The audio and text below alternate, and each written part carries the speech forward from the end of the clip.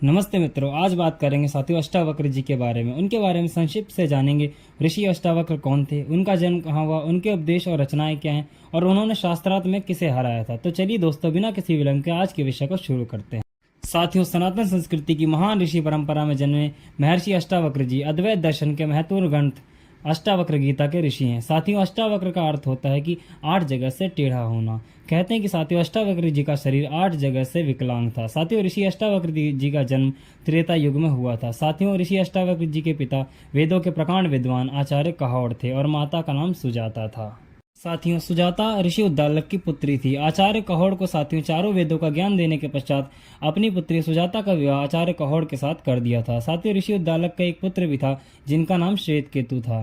साथियों, आचार्य कहोड़ निर्धन थे तो राजा जनक के दरबार में कुछ धन की अभिलाषा से वहां के प्रसिद्ध पंडित आचार्य बंदी को शास्त्रार्थ की चुनौती देते हैं, परंतु ज्ञान के अभिमान में चूर आचार्य बंदी कहता है कि शास्त्रार्थ में हारने वाले को जल समाधि लेनी होगी।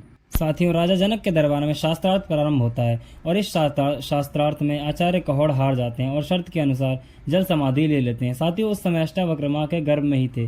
साथियों, आचार्य कहोड़ की मृत्यु के पश्चात सुजाता अपने पिता उद्दालक के आश्रम में आकर रहने लग जाती हैं। वहीं ऋषि अष्टावक्र का जन्म होता है। साथियों, आचार्य कहोड़ के विषय में उनकी माता अष्टावक्र को कुछ भी नहीं बताती हैं। अष्टावक्र अपने नाना ऋषि उद्दालक से ही ज्ञान प्राप्त करते हैं। साथियों, अष्टावक्र बाल्यकाल से ही अत्यंत मेधावी थे। साथियों, अष्टावक्र ऋषि उद्दालक को ही अपना पिता मानते थे और श्वेत केतु को अपना बड़ा भाई मानते थे। साथियों, एक दिन अष्टावक्र ऋषि उद्दालक की गोद में बैठे थे और श्वेत केतु ने उन्हें उठाकर कहा, जाकर अपने पिता की गोद में बैठो। अपने पिता की गोद में तो मैं ही बैठूंगा। साथियों, उस समय ऋषि अष्टावक्र सोचने लग जाते हैं कि क्या मेरे पिता अलग हैं।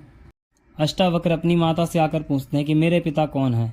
माता कहती हैं कि ऋषि उद्दालक ही तेरे पिता हैं। अष्टावक्र कहते हैं कि वो मेरे पिता नहीं हैं। मैं इतना छोटा नहीं हूँ कि मैं पिता और नाना में अंतर न जान सकूं। अगर मुझे आज उत्तर नहीं मिला तो मैं सारे गांव से जाकर पूछूंगा। माता साथियों ने बताती कि कैसे तेरे पिता आचार्य कहोड़ ने आचार्य बंदी से शास्त्रार्थ में हारने के पश्चात जल समाधि ले ली थी। साथियों, वो अपनी माता से पूछते हैं कि क्या वो आचार्य बंदी अभी भी जनक के दरबार में है। तो माँ कहती हाँ। अष्टावक्र साथियों उसी समय प्रण लेते हैं कि मैं आचार्य बंदी को शास्त्रार्थ में हराऊंगा। वो अपने नाना ऋषि उद्दालक से आज्ञा लेकर अपने मामा श्वेत केतु के साथ राजा जनक के दरबार में पहुंचते हैं। साथियों, राजा जनक ने वाजपेयी यज्ञ का आयोजन किया था।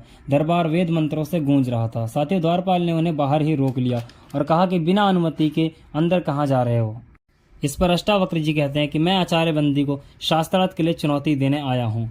द्वारपाल कहता है कि अभी तुम बालक हो। आचार्य बंदी को चुनौती देने के बजाय किसी आचार्य के आश्रम में जाकर शिक्षा ग्रहण करो। अष्टावक्र जी कहते हैं कि एक छोटी सी चिंगारी भी पूरे जंगल को जलाकर खाक कर सकती है। बाल पकने से कोई ज्ञानी नहीं हो जाता और ना ही धन, आयु और कुलीन होने से कोई बड़ा। ज्ञान की साधना करने वाला ही वृद्ध और महत्व होता है। हम ज्ञान वृद्ध हैं, इसलिए हमें भीतर जाने दो, अथवा महाराज और आचार्य बंदी को हमारे आगमन की सूचना दो। साथियों, सभा में जब अष्टावक्र पहुंचते हैं तो सभा में उपस्थित लोग उनके शरीर को देखकर हंसने लगते हैं और उन्हें हंसता देख अष्टावक्र जी और जोर जोर से हंसने लगते हैं। महाराज जनक उनसे पूछते हैं कि आप हंस क्यों रहे हैं। अष्टावक्र जी कहते हैं, महाराज मैं तो ये सोचकर आया था कि आपकी सभा में आचार्य बंदी को शास्त्रार्थ के लिए चुनौती दूंगा, लेकिन यहाँ देख रहा हूँ ये तो मूर्खों की सभा है। मैंने अपने हंसने का कारण तो बता दिया। आप अपने विद्वानों से पूछिए कि वो किस पर हंसे, मुझ पर या मुझे जिसने बनाया है उस पर। पूछिए इनसे ये लोग किस पर हंस रहे थे। राजा जनक कहते हैं कि ब्राह्मण कुमार, मुझे और मेरे दरबारियों को इस अज्ञान के लिए क्षमा करें, किंतु अभी आप आचार्य बंदी से शास्त्रार्थ के लिए वयस्क नहीं हुए हैं। उनसे शास्त्रार्थ करना कठिन है। उनसे हारने वाले को जल समाधि लेनी पड़ती है। इस पर अष्टावक्र जी कहते हैं कि आचार्य बंदी से शास्त्रार्थ के लिए मुझे गुरु कृपा ही पर्याप्त है और जो अमर है उसे मृत्यु का क्या भय, और किसी महान उद्देश्य के लिए प्राण देना मृत्यु नहीं होती। आप आचार्य बंदी के सामने मुझे प्रस्तुत करें। साथियों, शास्त्रार्थ प्रारंभ होता है। दोनों एक दूसरे से अनेकों प्रश्न पूछते हैं। आचार्य बंदी पूछते हैं कि प्रपंच क्या है।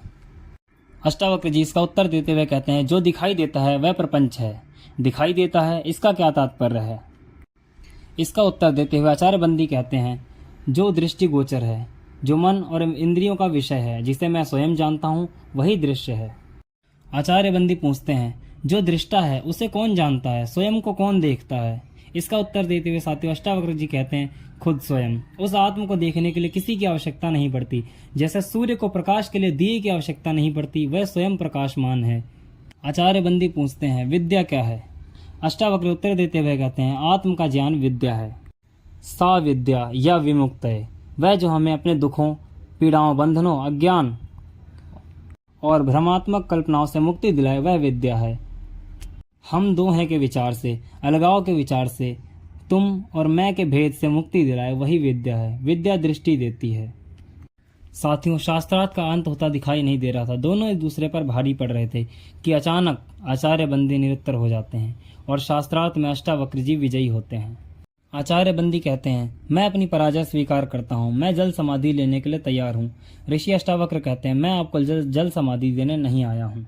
याद होगा आप सबको, आचार्य बंदी के अभिमान के कारण और इस प्रथा के कारण न जाने कितने निर्दोष विद्वानों की जान गई है। आचार्य बंदी याद करें आचार्य कहोड़ को, मैं उन्हीं आचार्य कहोड़ का पुत्र हूँ।